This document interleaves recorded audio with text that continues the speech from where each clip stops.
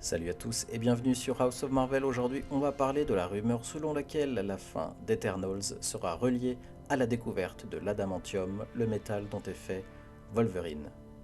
En effet, une nouvelle théorie entourant le film Eternals de Marvel Studios offre un aperçu de la façon dont le film peut être lié à l'avenir du MCU grâce à trois propriétés spécifiques.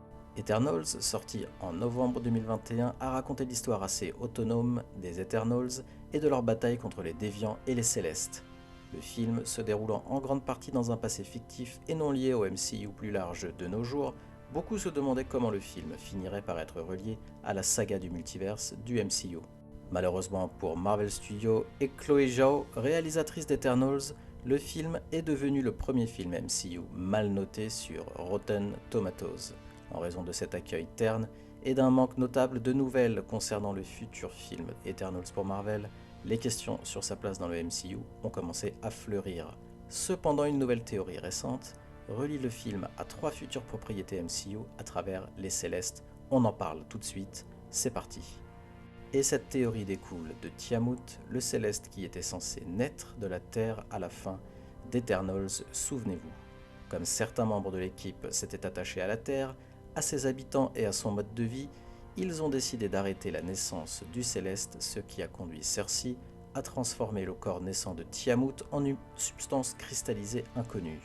Après cela, le corps cristallisé de Tiamut a été laissé dans l'océan Indien, ce qui a soulevé la question de savoir comment le MCU plus large serait impacté par la sortie du Céleste des Eternals hors de l'océan.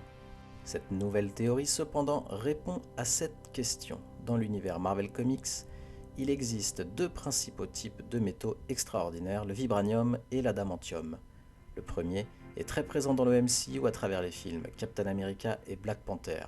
L'adamantium étant un métal fabriqué par l'homme dans les comics, la théorie affirme que la forme cristallisée de Tiamut pourrait conduire l'humanité à synthétiser l'adamantium dans le MCU. Mais alors comment l'adamantium pourrait être lié à Captain America 4 et Thunderbolts? Vibranium et adamantium pourraient lier Eternals à trois propriétés MCU, les deux premières étant Captain America New World Order et Thunderbolts. Après la sortie de Black Panther Wakanda Forever et la mise en avant que de nombreuses autres nations du MCU veulent du vibranium que le Wakanda ne veut pas donner, il a été confirmé qu'un mini-arc MCU basé sur des guerres pour le vibranium serait concentré sur les deux Captain America et sur Thunderbolts. La connexion avec Tiamut pourrait provenir des nations du MCU synthétisant l'adamantium comme moyen de combattre les technologies à base de vibranium des nations du Wakanda et de Talokan. Vous me suivez toujours? C'est cela, oui, oui, oui, oui. Valentina Allegra de Fontaine sera probablement à la tête de cela en raison de son rôle récemment découvert en tant que directrice de la CIA, l'agence étant à l'origine des tentatives d'extraction de vibranium sous l'océan que l'on voit dans Black Panther Wakanda Forever. Et comme Val est en grande partie mise en place comme une sorte de méchante dans le MCU avec des motivations assez obscures, il est probable que la création potentielle d'adamantium commence à être utilisée à des fins sinistres.